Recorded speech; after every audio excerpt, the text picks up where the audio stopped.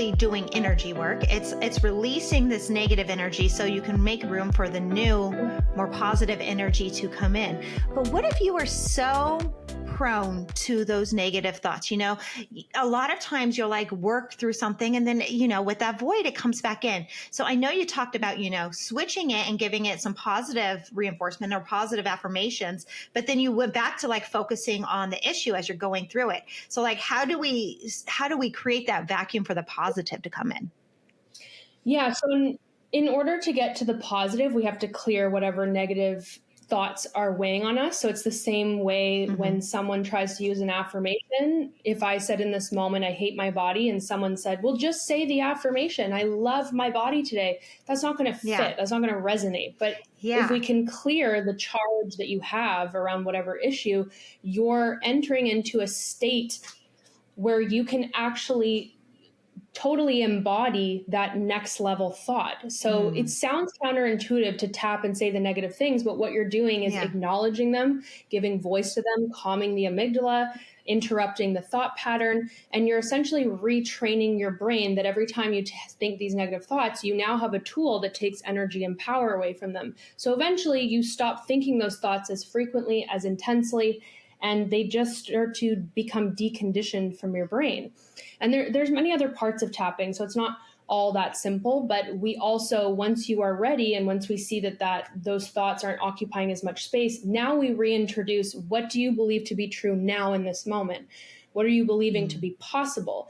And whatever answers we come up with, that's what we're now feeding the brain. Like, I'm taking away the negative. Now we've gotten the space to believe something new. Now we take energy and feed all of those new empowered beliefs and thoughts that we're growing. So how do we tap into that version of us? How do we tap into that true version of us, that loving, unconditional, positive version of us, so that when we get to that space of being able to reintroduce those new thoughts, like, they're there? Yeah.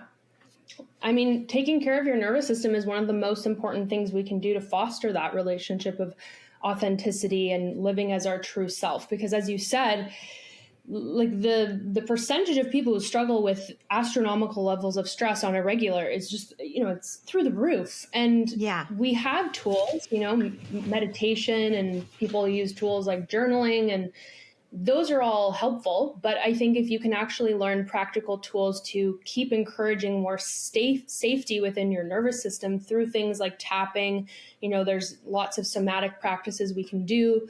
Other practices like cold water exposure, for example, has become really popular for supporting your nervous system. The more you can do in bite-sized amounts throughout your day to bring safety internally to your body, the more you are increasing the ability for yourself to live in alignment with that truth. Because when you feel safe inside, that's when we can access feelings like compassion, confidence. We access all the parts of our brain that we need to thrive.